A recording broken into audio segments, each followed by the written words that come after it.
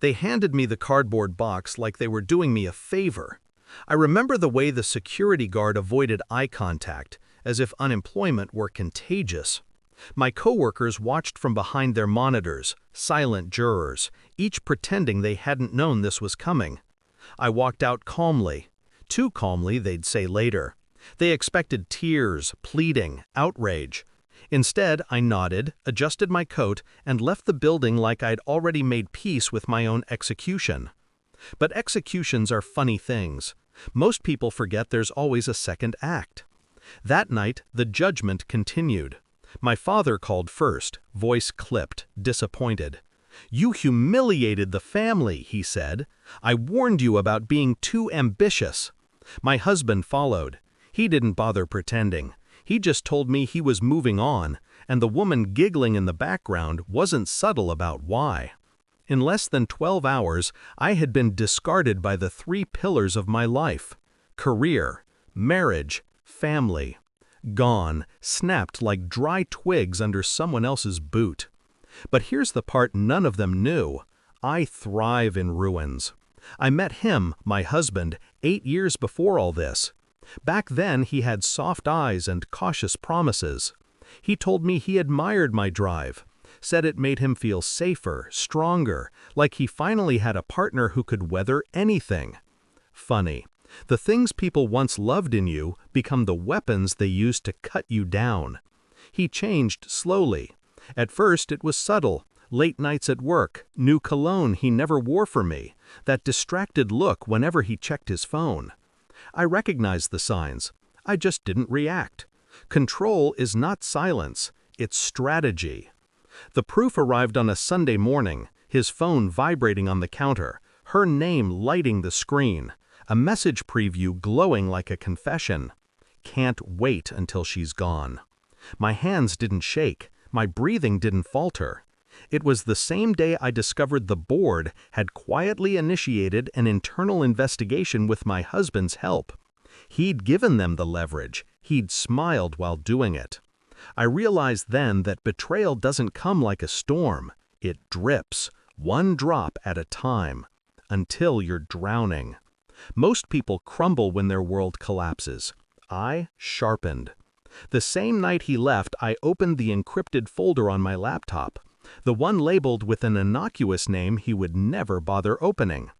Inside was my insurance, documents, emails, timestamps, voice memos, months of quietly collected evidence on the company's financial misconduct.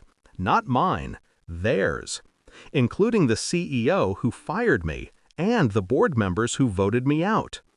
I built it piece by piece, long before I understood why I felt the need. Instinct, maybe, or prophecy. At the same time, I hired a digital investigator. Quiet, expensive, efficient. He traced my husband's financial records, texts, the assets he'd tried to hide, the condo he'd secretly purchased for her. Then came the calls. One to the SEC, one to a journalist with a fondness for corporate blood, one to my lawyer who practically hummed with delight at the ammunition I gave her. Every move I made was calm, precise. I executed my plan the way surgeons cut, clean and deliberate. The climax wasn't loud. I prefer quieter endings. They echo longer. I met my husband in our former home, neutral ground, though he looked at me like a trespasser. He smirked when I arrived, probably expecting begging or rage. Instead, I slid a folder across the table. His face changed shape as he read. Shock first, then fear, then something like regret, though I doubt it was for me. "How?" he started. "You should have been more careful," I said softly, "with your lies, your finances, your mistress, your loyalty." He swallowed. He understood. Everything he thought he controlled was about to unravel. And then came the final blow, the one he never expected.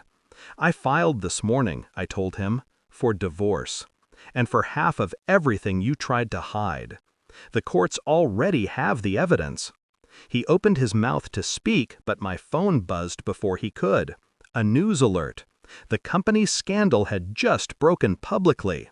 Multiple resignations, investigations underway. He looked at me like I'd set the world on fire. I smiled. I didn't burn anything, I whispered. I just stopped holding up the parts that were already collapsing. People say revenge is destructive. They're wrong.